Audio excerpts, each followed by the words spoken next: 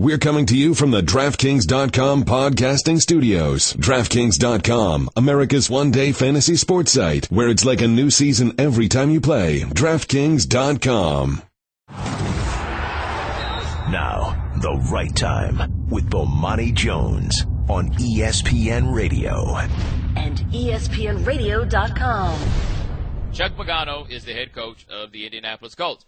Ryan Grigson is the general manager of the Indianapolis Colts, and those two guys, as we hear, they don't really see things eye to eye. All right? They don't see things eye to eye. So Chuck Pagano was offered a one-year contract extension. He didn't want that. He's in his lame duck year. Can you imagine the tension that's going on there? Because let me tell you something. If you are in the last year of your contract in that kind of gig and they allow you to work it out, you're not coming back next year. That's it. You don't win a Super Bowl, you're not coming back next year. That's how it works. Like, that's the dreaded one-year contract. Right. Take it from a guy that signed a couple more one-year contracts than he should have. A one-year contract, they might as well just call it what it is, a part-time job. Like, you're going to be here for a little while, but in the words of a great philosopher, you won't be around next year, right? So anyway, Chuck Pagano's at his press conference. He was pretty dead up. Andrew Luck turns the ball over too much, all those things and everything else. But then he was asked about the poor offensive line, and here's what Pagano had to say. That's been the case for 3 years now, has it not? You know, so he should be more than comfortable dealing with what he's dealing with. We got to get it fixed. Now, see, yeah, Shannon, I saw you make that face. Yikes. Okay, here's the thing. Well, basically he was saying, because it sounded like the press room was trying to excuse Luck by blaming it on the offensive line, because that's a pretty consistent thing. Is when things go wrong with Andrew Luck, we find everybody else to blame. Like, Shannon, some dude on Twitter told me that Andrew Luck didn't have any weapons, and then he named 3 guys. And I was like, damn, you only get 5 eligible receivers. I know that earlier today that the comparisons to Cam Newton have been brought up. And I bet you that if you asked Cam if he wanted Luck's lack of weapons, he would take it in a heartbeat. Oh, goodness gracious. Those dudes that Cam Newton's throwing the ball to, look, you got 3 weapons. That's an arsenal. That's an arsenal. And salary cap reality is as such where how many teams in the league have weapons, a line, and a quarterback? Like, how many teams in the league have all 3 of those things? I guess you could say Green Bay, even though Jordy Nelson is hurt right now. You could say that sort of thing about Green Bay. Is there anybody else? Like, Russell Wilson's in Seattle with, I mean, I guess they got Marshawn Lynch, but outside – no real weapons. Jimmy Graham hasn't emerged. Like, when Jimmy Graham shows up, maybe we'll talk about him. But no weapons and no line. Like, you go around the league. It's hard to find teams that have all of those things. But what Pagano said I thought was interesting, where he said that Luck's been dealing with that for 3 years. He should know how to deal with it. That wasn't a dig at Andrew Luck, I don't think. That was a dig at the man that's put a bad offensive line out there for 3 years and change. Because remember this, Chuck Pagano's a defensive guy. Can you imagine how excited he would be to face that Colts offensive line? Well, just think about practice when he's going up against his offensive line. Like, man, these dudes are sorry. But how sorry are they actually, right? Like, you know, we were doing the radio show last night, so we only got to see but so much of the game. But the sack totals that Andrew Luck has taken have gone down every year. He was sacked 41 times his rookie year, 32 times his second year, 27 times last year. Like, the numbers have fallen every year since he's been there. So enough people say that the offensive line is bad that I believe that the offensive line is bad, but the problem is those are also the same people who always have an excuse for anything that Andrew Luck does that doesn't go well. So it's difficult for me to gauge, like, just how bad the offensive line is. I do know this, though. Aaron Schatz of Football Outsiders in the Outsiders Almanac this year, he made an interesting point where he says run blocking is more affected by the offensive line. Pass blocking is more affected by the quarterback. Just a thought, right? Like, I'm not saying that the line in front of Andrew Luck is not bad. I don't watch enough of their games to really be able to tell you. It just feels like that's become a convenient answer to give to absolve Andrew Luck responsibility for mistakes. And a lot of the mistakes he makes are his own. The people I trust most to watch these games, they're saying that the mistakes that were made last night were on him. Like, if you're going to be Andrew Luck, you're going to be the guy and you have a game like that, this is going to wind up being on you. But the part this season that Andrew Luck is not going to be able to control, that's not going to be on him, is his head coach and his general manager don't like each other. And everybody's looking out for number one at this point. Chuck Pagano wants to make sure everybody knows what all happens that isn't his fault.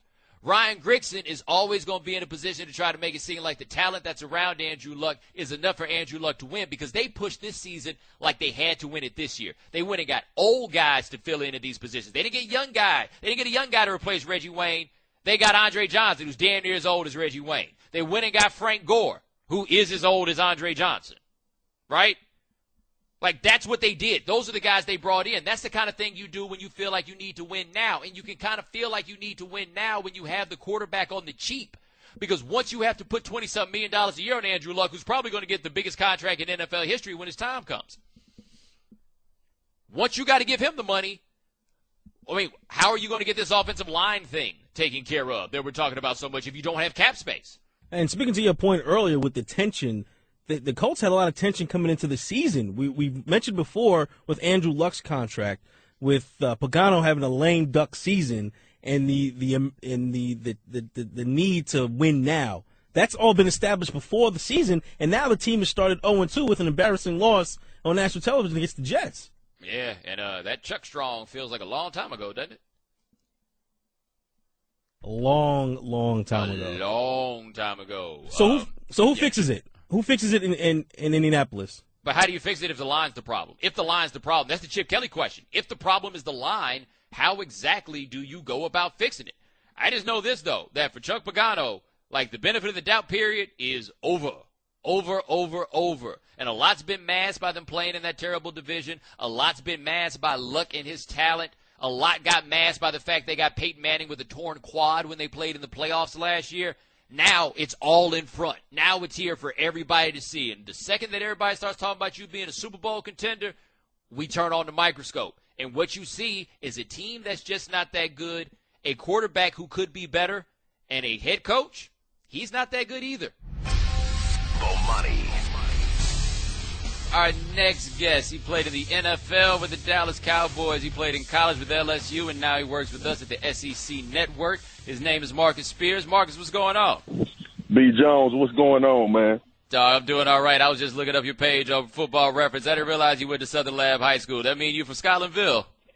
I sure did, man. Now, I'm from South Baton Rouge, but I did spend a lot of time in Scotlandville because my grandmother was there. Oh, okay. Well, since we're talking Baton Rouge, I guess we have to start with this Leonard Fournette thing. Last year, people asked if he was Adrian Peterson, and I said, calm down. Then he went and embarrassed Auburn on Saturday, and I'm like, okay, just maybe. Like, as far as running backs go that you've seen in the SEC, how high does he rate? So what he showed Saturday was unreal. I mean, I heard the name Bo Jackson thrown around. I heard the name Herschel Walker. The performances of the best to ever do it in the SEC, his name started becoming a part of that circle. And, you know, when I watched the game, man, I picked him as the best back in the country. And obviously we have Nick Chubb at Georgia. But I just think what he offers with size and speed is in that mold with AP, because you don't have guys that size that can actually pull away with speed on the defense. And I think that's the element that makes him different from most guys, is at 6 foot 230. He's a high 4'4", low 4'4" guy. So he's pulling away from defensive backs at 230, let alone running through every tackle that they try to make. All right, we're talking to Marcus Spears at the SEC Network. Now, what we saw on Saturday against Auburn, how much of that was just the dominance of LSU, and how much of that was Auburn apparently not being good? I think Auburn is struggling, man, but the players and the talent level, it's not much different at Auburn. So I don't know if it's a mental thing going on, and I'm strictly talking about defense here. I don't know. At times it looked like they didn't want to hit nobody, BJ. Like, at times it looked like they saw Leonard coming through the hole and they were like, look, I'm going to make a business decision and not cut my career short trying to tackle this guy right now. So I think a lot of that was a part of that. I saw fear, and it's hard for me to say that about football players, but on some of those plays, man, I just saw guys not really wanting to take part in tackling the guy. And then up front, I think LSU offensive line is one of the best in the SEC, if not the best in the country. They got a lot of movement. They move guys around. And playing offensive line is it's such a sketchy because you can run a scheme and you can fool guys. These guys were straight ahead, double team, one-on-one, and they were moving guys out of the spot and giving Leonard holes to run into. So it was a dominant performance by LSU, but I do think Auburn is lacking a lot right now as far as players playing the game the way it's supposed to be played, because I know that they have athletes over there on defense. Now, does LSU have enough at quarterback to be a legitimate national championship contender? I think it's still to be found out, man. I like the way Brandon Harris is playing. He's managing the game, and at some point during the season, as a quarterback, especially when you start talking about possible national championship contenders, you're going to have to make a few plays to win some games. He just hadn't been in that situation yet. I thought he was going to have to do it Saturday, but Auburn decided not to show up to the game. So it'll be times this year that Alabama and Ole Miss where he's going to have to make plays through the air. I think he's very capable. I think he has better feet than most people think he does. He shows some ability to scramble. He's shown a strong arm, still threw some balls over some guys' heads, and timing was a little bit off on some passes. But I think he's a guy that can become exactly what you need him to be this year. And with further progression going forward in his career, he can be an elite quarterback because he has all of the tools. Strong arm, legs, he has the intelligence. Now you just have to put it together. And hopefully he doesn't go through one of those games where the mental part gets the best of him, because coaches are going to start throwing the kitchen sink at him. They're going to load the box to stop the run, and he's going to have to make those decisions on the fly. And that's what I'm waiting to see, to really deem him as a guy that has enough to take LSU to the college football playoff and potentially win a national championship. All right, we're talking to Marcus Spears of the SEC Network. Switching gears to Alabama, they lost the game against Ole Miss at Bryant-Denny Stadium, which has people asking if this is the end of the quote-unquote dynasty for Alabama. What conclusion did you take away from that game? Well, Money, I thought a dynasty was when you won championships in a row, first of all. That's what my definition of a dynasty was. Alabama, for all the tradition and history, you know it's a great program. They have one of the best coaches in college football. Dynasty, no. The expectation is to win a national championship. Had this conversation a couple of days ago. This football team went 12-2 last year. They lost to Ole Miss early in the season, and they lost to Ohio State in the college football playoff. What coach in the country doesn't want to have that type of record, first of all?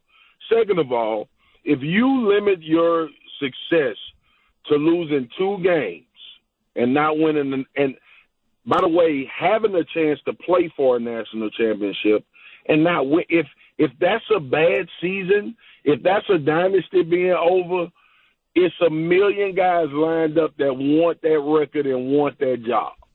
So it's a bit overreactive. Same thing happened. This is almost a carbon copy. My big question for Alabama is this. Will you pick a quarterback at some point in this season to give this guy the reins to the offense so you stop having this identity crisis on the offensive side of the football? Trying to mix-match guys in, well, this guy is better if they play this type of defense, or this guy is better if this defense is fast and they can move. He may be a little quicker and have better feet.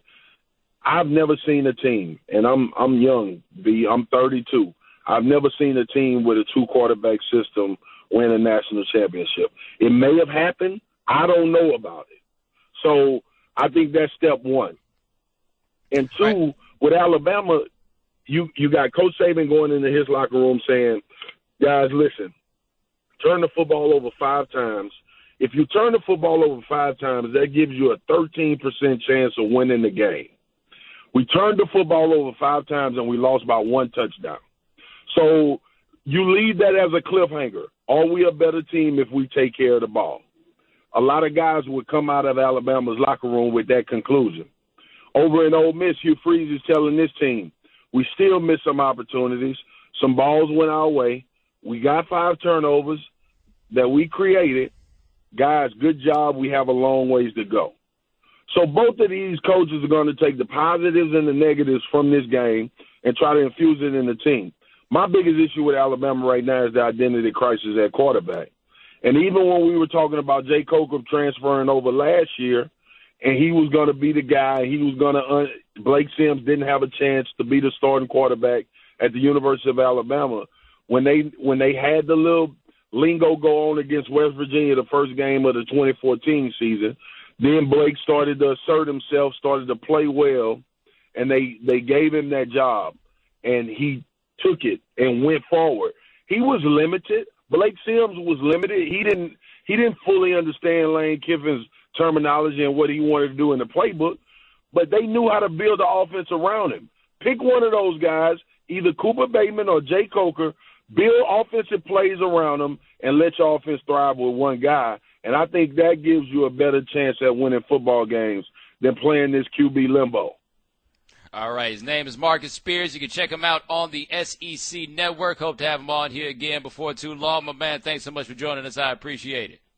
No doubt, B. I appreciate you having me, man. Geico presents Strange Savings Stories.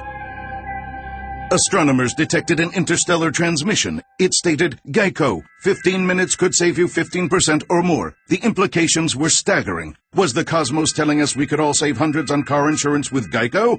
Or did their radar merely pick up a signal from the nearby Rufus and Clyde's morning show? We may never know. Geico. 15 minutes could save you 15% or more on car insurance. Bomani. Interesting college football story for you. Baylor's passing game coordinator, Shannon, because, everybody got a title in college football. Right. The passing game coordinator, his name is Jeff Lebby. He was on the sideline during Tulsa's last game. Tulsa and Baylor played? Well, no. Tulsa played Oklahoma. But I thought you said he's at Baylor. Right. Apparently they had the day off, and the head coach at Tulsa, Philip Montgomery, he was the offensive coordinator at Baylor before, and so Jeff Lebby, who is the passing game coordinator, he was on the sideline with Tulsa, which, by the way, is against the rules because OU and Baylor will play later on this year. So he's just on the sideline.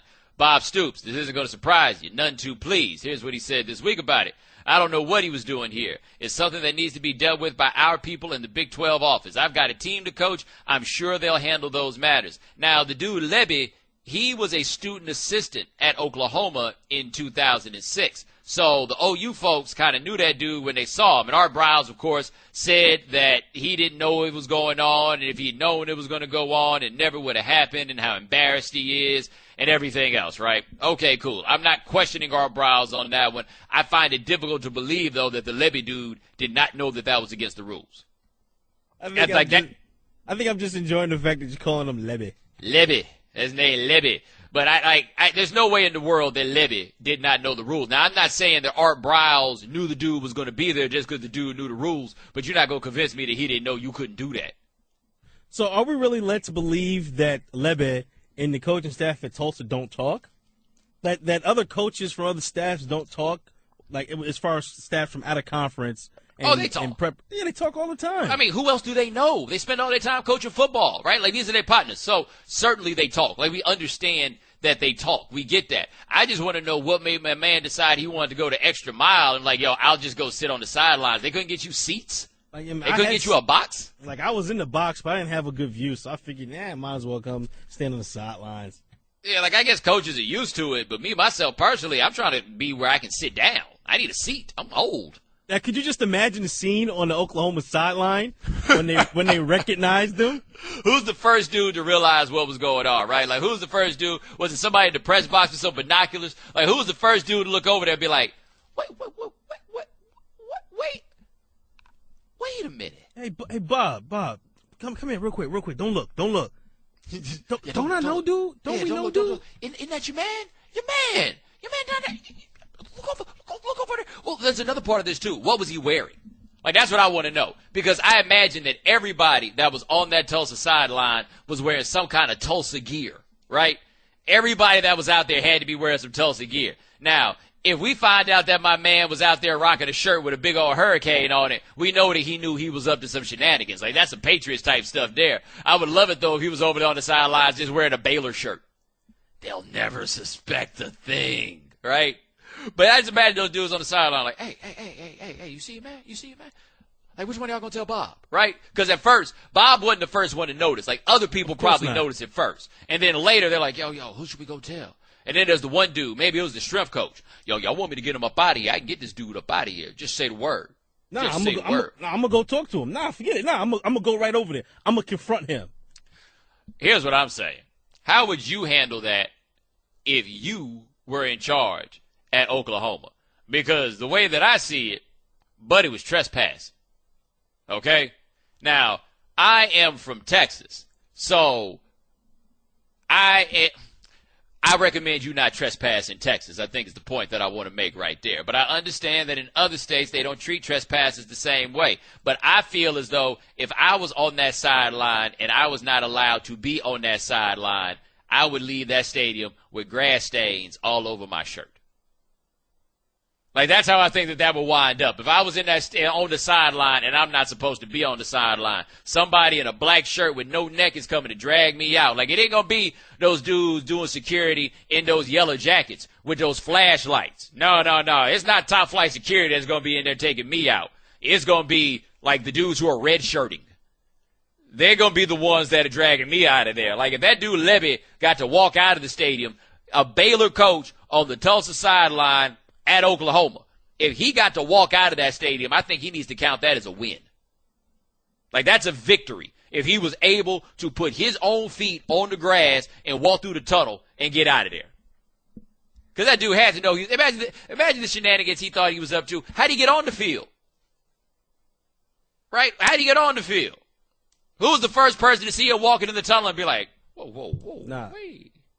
Nah, he probably walked in with the band. He came in with the band.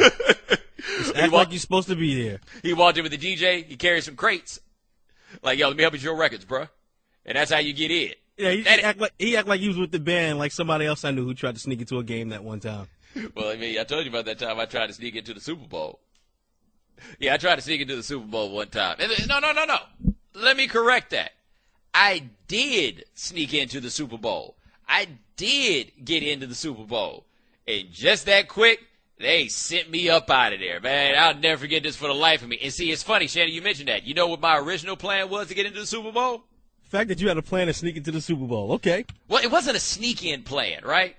I acted like I was in the band, though. So I went to Clark Atlanta University, which is a school right outside of downtown Atlanta, but it's also in walking distance of the Georgia Dome. And so the band used to volunteer at the Georgia Dome. This was the Titans-Rams Super Bowl. So the band used to volunteer at the Georgia Dome, and my homeboy was in the band, and he got me a band T-shirt. And he was like, look, they let us volunteer for the SEC championship game, so let's do it for the Super Bowl. So we got in the Georgia Dome, we walked through the tunnel, and we went to where the volunteer thing was, and apparently it didn't work. Like, I let my homeboy handle everything, and he says to me, okay, let's just go in the other line.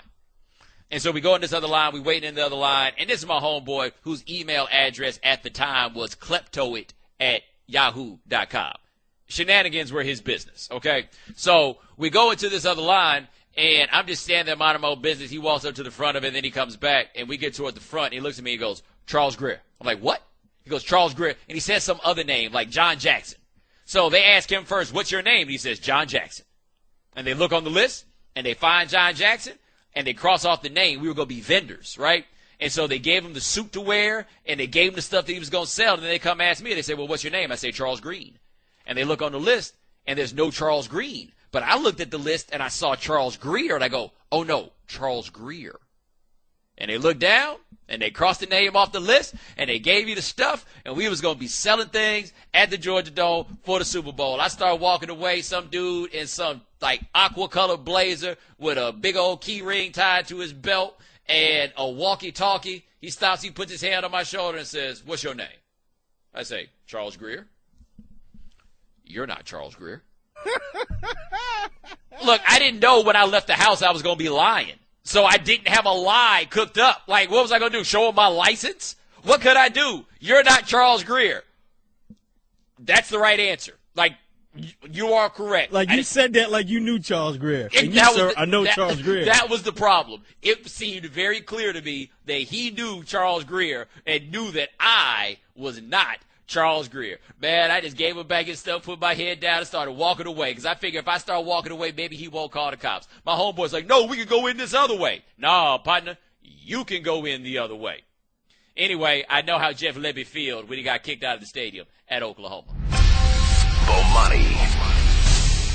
Shannon, I don't know if you heard that in the update, but Philadelphia this Sunday plays against, as the man referred to them, the undefeated New York Jets. Oh, boy. The undefeated New York Jets. 2-0, Shannon. They are 2-0. Let their fans have this moment.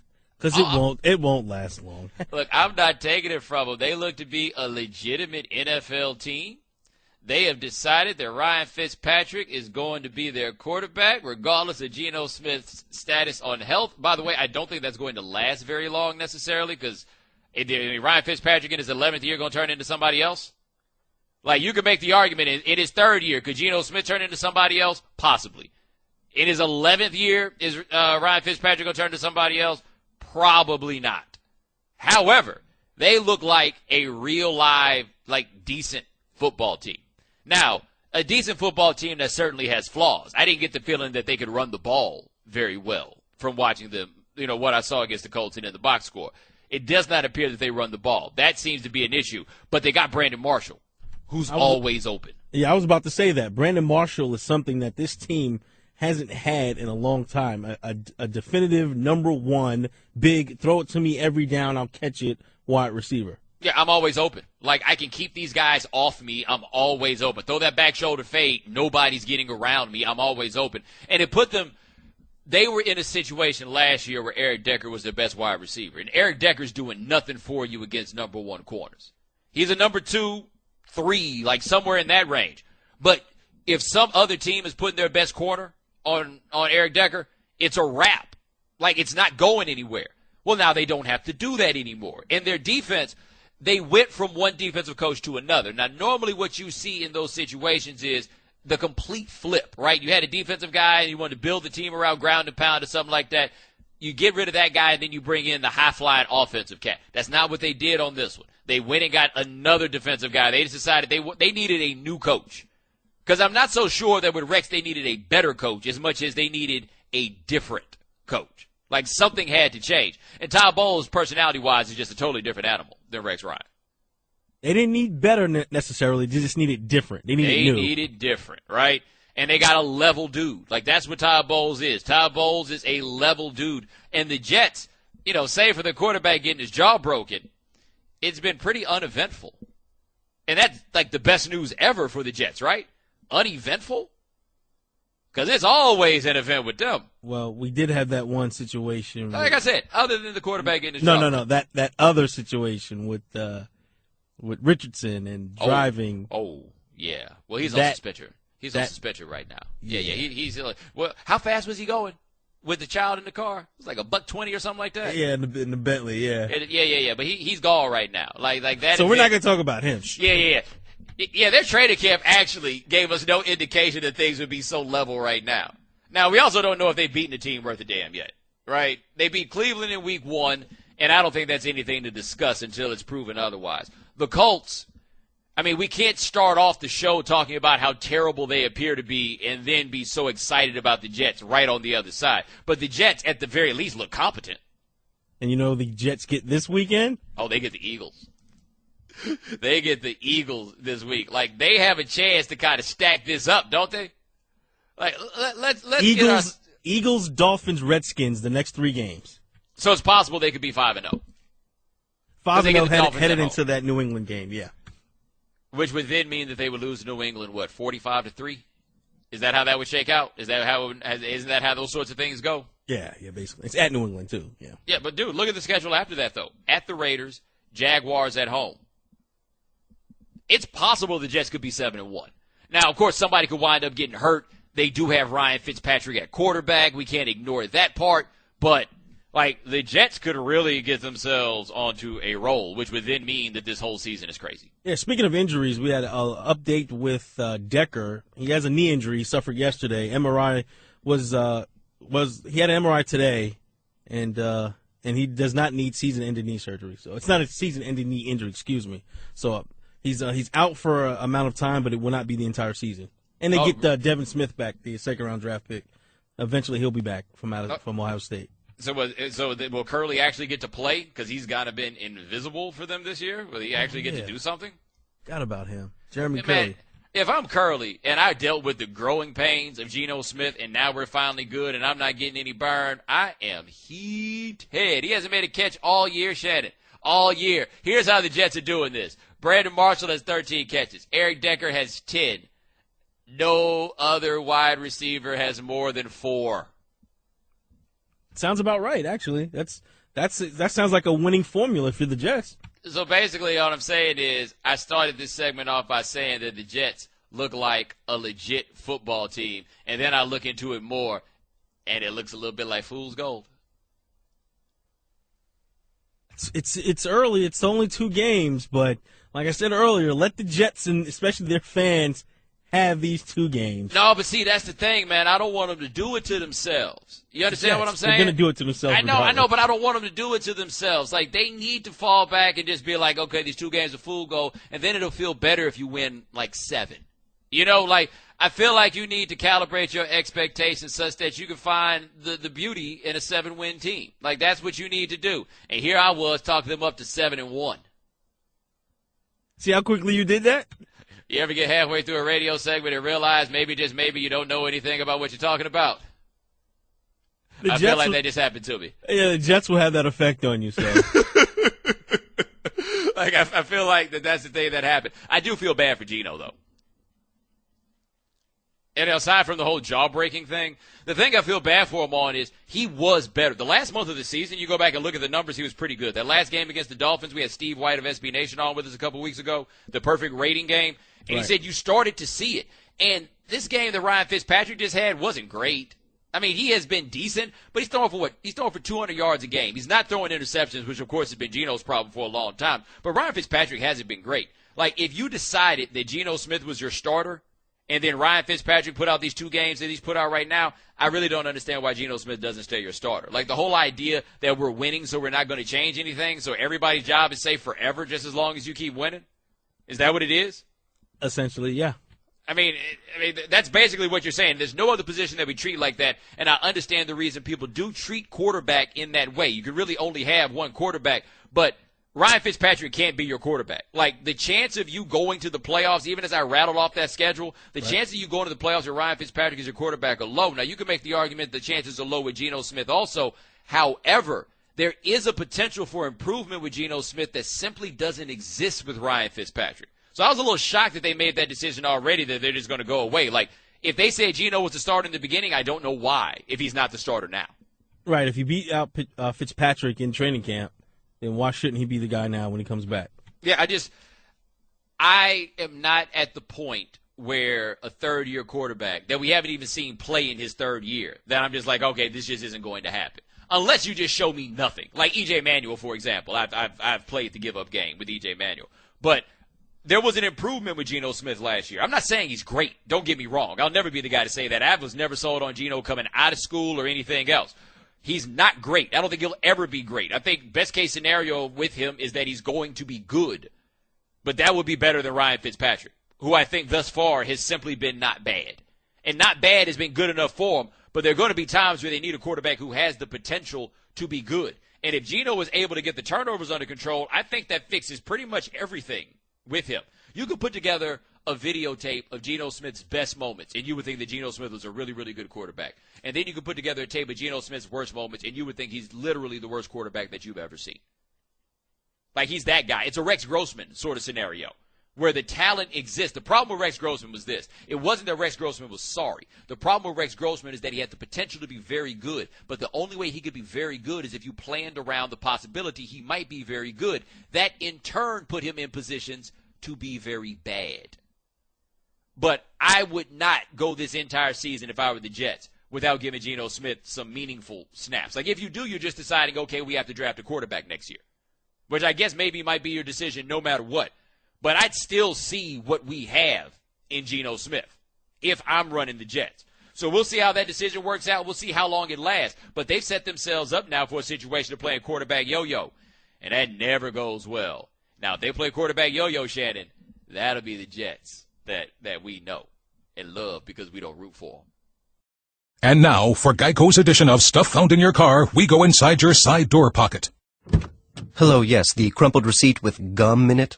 From your anniversary dinner, you sprang for expensive wine, your server was Beth. That dinner was a couple $100. Money you could get back if you switched to Geico and saved hundreds of dollars on your car insurance. I bet you'd save that receipt. Frame it even. But really, where did I go wrong? Was it the corkage fee? Geico. 15 minutes could save you 15% or more on car insurance. Visit geico.com today. Bomani. All right, next guest. He covers the Indianapolis Colts for us here at ESPN.com. His name is Mike Wells. Mike, what's going on? What's going on, man? How you doing? Hey, man, I'm doing all right, and apparently the Colts have learned the hard way. Don't have your worst performance in years on national television because everybody's going to watch it, and we're all going to go hard on how bad things are. But having been there for that game, how bad are things? They're very bad. I mean, you look at this organization. They spent the entire offseason trying to add pieces. They get to the AFC Championship game last season. They're like, they just need to add, a veteran to replace Reggie Wayne. Get a running back to help Andrew Luck out. And all of a sudden, they get on national TV, and through the first 2 weeks of the season, they look like a very bad football team. I've been telling people all day, the best thing the Colts have going for them right now is they play in the AFC South, the worst division in the NFL. If it wasn't for this division, I wouldn't be sold that the Colts are going to make the playoffs. Well, is it possible also that division has kind of gotten people confused about just how good that team was because it's almost like 6 wins a year playing in that division? Well, you're right. It has been 6 wins a year. I mean, the last 2 years they've won the division by going 12-0. And they've dominated, Houston, Jacksonville, Tennessee. But when they play a legitimate team, you mentioned Tom Brady, and all of a sudden there's a lot of nervousness inside that Colts organization. You mentioned the New England Patriots, Bill Belichick, or heaven forbid, Jonas Gray or LeGarrette Blount with the running backs for them, and all of a sudden there's a lot of fears there. Or Ben Roethlisberger, guys that know how to throw the football. Tony Romo, they cannot beat the legitimate Super Bowl contending teams. That's their problem. And like you said, you fall for the banana in the tailpipe because they play in the AFC South. All right, we're talking to Mike Wells of ESPN.com. He covers the Indianapolis Colts. And you mentioned a second ago, you talked about the Colts trying to get help around Andrew Luck. How much of what we saw from him last night and the game before was about help, and how much is it about him? I think it's more him than anything. Of course, the offensive line continues to have problems, but that's been the case all 3 years. You go to week 1 against Buffalo, Andrew Luck's not on target. He's underthrowing T.Y. Hilton. He's throwing behind, Frank Gore that could have led to a big play. Then, against the Jets, he's getting pressure and pressure and pressure, and he's just making bad throws. His first interception, he threw behind Andre Johnson. His third interception, he was trying to make something out of nothing and threw it right to the DB along the sideline. This is not the same Andrew Luck that took the NFL by storm. I mean, he was essentially, people were trying to anoint him as one of the best in the league after the first 3 years because he did a lot with very little. But now that the cupboard's full, it's like Andrew Luck is taking a step back, it looks like, because he's not dominating the game that everybody grew accustomed to during his first 3 years. All right, now, the first year that Pep Hamilton was there, he got a lot of blame for what didn't go well on offense. The next year, Andrew Luck throws 40 touchdowns. This year, how much of what we're dealing with here is about scheme? You know what? The fact that they get down into the red zone, I think fans are ready to run Pep Hamilton out of Indianapolis when they get down to the red zone, pound the ball with Frank Gore. And all of a sudden, they're on the 2nd and 2, and they're trying to throw a ball to an offensive lineman, and Joe Rice, who was an eligible, lineman. And then they throw a fade to T.Y. Hilton, with Darrelle Revis, one of the best cornerbacks in the NFL, defending him, and Hilton's dealing with a bruised knee. People were upset with Pep Hamilton. I can't put it all on him. I think if the offensive line can't protect, you can't go use the deep ball and go down the field to the speedy receivers like Dante Montford, Philip Dorsett, who you're familiar with down there in South Florida, and T.Y. Hilton. If there's no time in the pocket, it's hard to do that. And the way Rex Ryan and Todd Bowles drew up their defensive scheme, they disrespect the Colts offensive line. They have no respect for them. They're going to bring the house because they don't believe that Luck can get rid of the ball quick enough because their cornerbacks are good enough to jam those receivers up at the line. All right, talking to Mike Wells of ESPN.com. Chuck Pagano had a pretty interesting press conference last night, and people were comparing that one to the Jim Mora playoffs press conference. But the Jim Mora playoffs press conference was after a similar game where Peyton Manning turned the ball over a bunch of times, and that was basically the end of Jim Mora while he was in town. We know Chuck Pagano did not have his contract renewed. We hear he and the general manager don't get along so well. What's the situation there with Pagano institutionally? Well, the crazy thing is, obviously, the rumors going on between Pagano and the general manager, Ryan Grigson, they are accurate. They don't see eye to eye, but the players love Chuck Pagano. They love Chuck Pagano, and I got to say, I was glad that Pagano was so upfront and honest about, the turnovers and making the comments about Andrew Luck used to playing behind, a bad offensive line for the past 3 years. I like it because they would get embarrassed by 25 or 30 points. If Pagano was trying to pull out the one positive out of the game, but he was up front. It's clearly obvious that he's frustrated because coming into the season, he turned down a one-year contract extension because he felt like the roster was good enough to get to the Super Bowl. And if they get to the Super Bowl, Pagano's able to take control of things. He can dictate, what his next contract will be, whether it's with the Colts or with another team that has a head coaching vacancy. Now, I don't think the dice came the way that Chuck Pagano won them through the first two games because this team is not a Super Bowl contender at this point right now. And, I would say more than likely if the Colts don't reach expectations, Jim Mercy's not going to sit tight and say, all right, Chuck, we'll bring you back for another year. Well, how much of the chaos that the Colts seem to be under, how much of that has to do with some of the chaos that surrounded Jim Irsay in this point in time? Because there's a long time that he's the owner, he's the face of that franchise, and let's just say he was a little bit busy. Well, you know what? I'm not pointing the finger at Jim Irsay here. You know what? People are pointing the finger at Chuck Pagano or Andrew Luck struggles, but Ryan Grigson, the general manager, he put this team together.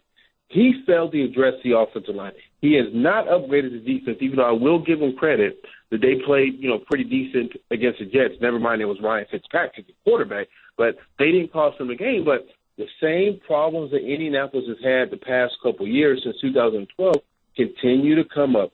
Poor offensive line play. The defense is a middle-of-the-pack unit at best. And while Pagano's the coach and he's got a defensive reputation, but if you don't have the personnel around you, if you're using a first-round draft pick on a receiver, you need help on the offensive line. Or even Lael Collins, the LSU offensive lineman, is still sitting there at the end of the draft, and you don't want to take a flyer on him. You don't want to go out there and try to, get younger at linebacker or get some better bodies, on the defensive line. You got to look at the general manager in this situation. All right, talking to Mike Wells of ESPN.com. He covers the Indianapolis Colts. Now, Andrew Luck, they still have him on the cheap contract. We know in this league the best thing you can do to win a Super Bowl is win while you have a good quarterback for cheap. Is there an urgency that you can feel around the Colts to try to get this done this year because Luck's going to break the bank probably next year? Yeah, and that's the thing. You want to sit there, not only, get, win a Super Bowl while you got Luck on this rookie contract, but you also want to show that you're committed to putting, the best players around Andrew Luck. So you don't want to take a step back.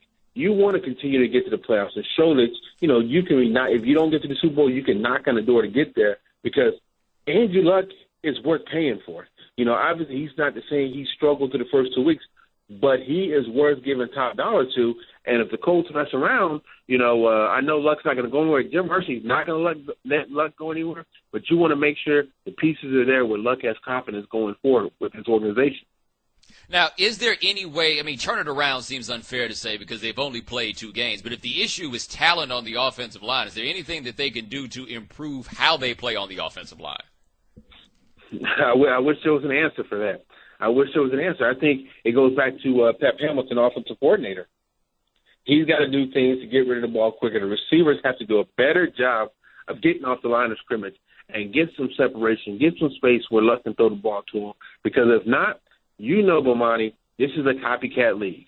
I'm sure Ken Wisenhunt was sitting on his couch with a bucket of popcorn and butter last night and saying, we're going to do exactly what Rex Ryan did. We're going to do exactly what Todd Bowles did. We're going to get the Colts in third and long situations, and we're going to bring the house because they have proven they cannot get the big play against a defense. Now, let me ask this question. They got Frank Gore. They got Andre Johnson, both guys that we all know, potential Hall of Famers. They also both happen to be old. Is it their age that is showing right now, or is it possible that this has just been a bad stretch? I will say I'm going to give Frank Gore the benefit of the doubt. He's had some nice runs. He would have had over 100 yards last night. I mean, it was, if I'm not mistaken, three runs where, he had 7 or 8 yard chunks. And all of a sudden, there's a holding penalty and puts the Colts back, in a 2nd and 20 situation instead of a 1st and 10. He would have had it. He was very upset. I mean, that was very un-Frank Gore-like when he fumbled that ball. That was a difference-making play right there. He scores at the 10-7 ball game. He was upset about that. Now, Andre Johnson, I was expecting when he came here, he wasn't going to be the same Andre Johnson that dominated, while playing for 250 different quarterbacks with the Houston Texans. But I thought he would be that possession receiver, but he's not getting open. He's dropping passes. He missed a 2-point conversion against Buffalo. He should have had a play along the sideline where he simply dropped. I'm a little surprised that Johnson hasn't played as well as many people thought he would.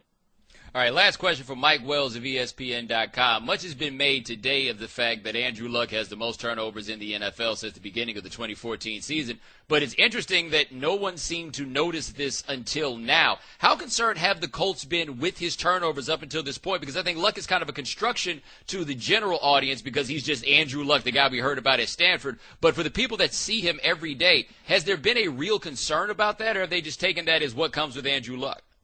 They've taken it as what's come with Andrew Luck up until last night, where he picked up his 6 turnovers, 5 interceptions, and 1 fumble. The fact that they're 0-2, if they were 2-0, I think it would be more of a footnote than anything. I mean, he had 22 turnovers last year, which was second to Jay Cutler, but he led the NFL in touchdown passes. The Colts had, if I'm not mistaken, the 3rd or 4th best offense without a running game, and they got to the AFC Championship game. When you win, people tend to turn to look away from the negative. But when you're losing, the negative all of a sudden is right in your face and it's knocking you around and saying, look what this guy's doing wrong. Now, if the Colts, for some odd reason, go on a streak and, they finish 14-2, people are going to forget that Andrew Luck may end up with, 20 turnovers again this season. Well, let me ask this, because and tell me what you think about this, because the observation I've made is that he plays for Indianapolis, therefore the easy comparison has always been to Peyton Manning, but he seems to me to be closer to Brett Favre, and that's not an insult, because great Brett Favre is probably better than any quarterback I've ever seen. Does that seem like a fair comparison to you? 100% accurate. Andrew Luck's mind frame is he can make every single throw possible. He can shake off any defensive tackle or defensive leg that's holding on to him, trying to bring him down to the ground. He believes he can extend the play. Who's that sound like? Not Peyton Manning. Obviously, Brett Favre. And that's not the first time I've heard that comparison. They believe they are invincible and they can make everything. So when it's going well, you love them. But when they're making mistakes, or as Andrew likes to say, boneheaded plays, you're pointing the finger at the quarterback. All right, his name is Mike Wells. He covers the Indianapolis Colts for ESPN.com. Check out his work. My man, thank you so much for joining us. I appreciate it. All right, now, Bomani, have a good one. Bomani. I'm all about getting your money, right? All about getting your money, the joint screen's gone. All about getting your money. However, Shannon, sometimes we have to acknowledge in this world when people are being just a little bit greedy. Are you familiar with Ragnar? Is that how you say it, Ragnar? I'm just reading it off the page. Ragnar he worked for the Vikings. He's a mascot of sorts. He wears the helmet with the horns on it and the furry jacket. And, Shannon, from this picture, it appears that he also wears Uggs. And he rides it on a motorcycle. Right. He rides it on a motorcycle, and he has been doing this. The gentleman that plays Ragnar, his name is Joe Juranich. I don't know how to pronounce it. He's Ragnar. Anyway, he's been doing this for 21 years. And he wanted a raise and a long-term contract, and he got neither. Shannon, Ragnar wanted a 10-year contract, okay? Okay. A 10-year contract for $20,000 a game. $20,000 a game. Hold on. 10-year contract for $20,000 a game, and if it included preseason games, that would take the total value of the contract up to $2 million, and I don't see why it wouldn't include preseason games. They charge regular season prices to the fans. Why wouldn't he charge them regular season prices? Regular season mascot, right. Right. $20,000 to ride a motorcycle to bring the dudes on the field. Now, is he dropping down from the ceiling like the gorilla does with the Phoenix Suns? Is he doing any backflips? Is he dunking on the goalpost there? Well, that's what I was trying to figure out. How hard is it to find somebody to ride a motorcycle? Right? Like, I feel like if they switch that dude out with somebody else in a helmet and a furry coat and some Uggs, who's going to know the difference? All we need is the helmet and a motorcycle. And this cat tried to hit them for $20,000 a game. You think you're about to strong arm a football team for paper? When you're just the mascot, I hate to put it down. I hate to put it like that, but when you're just the mascot, you're not seeing $20,000 a game. I'm sorry. Dog, they let Dante Culpepper walk. You think they about to pay you? Dante. Hey, Dante, chuck the ball up there, dog. Be on that thing like a stripe on a skunk. Get your roll on. But Dante Culpepper had one of the greatest seasons of all time in 2004. After the 2005 season, they told Dante to kick rocks, but this dude on a motorcycle somehow think he about to strong arm them for a $2 million contract. Like, are you kidding me? Now, in his defense, though, back in, 2005, so about 10 years ago, the Phoenix Suns mascot, the Gorilla, was making about $200,000 a year. Mind you, that was 42 regular season games, and he's a former gymnast, so he was doing flips and dunks and coming down from the ceiling and all of that. And he's the Gorilla. You don't have to ask people what the Gorilla's name is. I just had to tell you about Ragnar, or is it Ragnar, like it's French? I don't know. But here's what I didn't realize. Do you know how much he gets paid right now per game? What's $1,500. Just to ride a motorcycle. Yeah, like, look, man, I'm never going to be the dude to interfere with anybody getting their money, right? Like, get your bread. I'm not going to be that dude. However, I'm a little bit shocked they even pay him $1,500 to ride the stinking motorcycle. And now this cat wanted $20,000. They couldn't. If he settled at $20,000 and he wouldn't go any lower, what was his first offer? Right. If that's his final, his last and final. Seriously, they paying this dude $1,500 just to ride a motorcycle. Look, they can pay me $200 a game. I'll ride a 10-speed. You know, I don't need all of that money. Shannon, understand this: the minimum salary in the NFL is $420,000. Okay, $420,000. That's the minimum salary. This dude wanted $20,000 a game. All right, he wanted to get paid more per week, or right in line per week with what players get. So are we checking for Ragnar's stats after the game? Dude, minimum salary is coming in at $24,705 a game. Now, of course, it's 17 games for them, and Ragnar only does 8. All right? But if Ragnar did the preseason like he was talking about doing, right, so that would be $200,000 a year for Ragnar. Ragnar's basically making the same amount of money as a player. I got to say, that is some damn dacity. Is Ragnar out there making tackles? Is Ragnar out there getting drafted in fantasy? Is Ragnar doing FanDuel spots? No? DraftKings? No? What is he pulling off? I like when you walk in and say, I need $20,000. What happens then? $20,000. What happens then? Look, this motorcycle's not going to ride itself, okay? Right. Like I said, I thought $1,500 a game is pretty good pay, especially when you consider the cheerleaders are having to take these jokers to court for not getting paid any money and being worked beyond the limits of what you're supposed to work somebody for the money they get paid. They were paying that dude $1,500 to ride a motorcycle. Can you imagine how mad the cheerleaders are when they find out this dude's been getting paid $1,500 a game? $1,500 a game. And he probably got another job, too. Like, that's a cool side gig to have in the fall. I just ride this motorcycle, and I walk out of there with G's, dog. G's.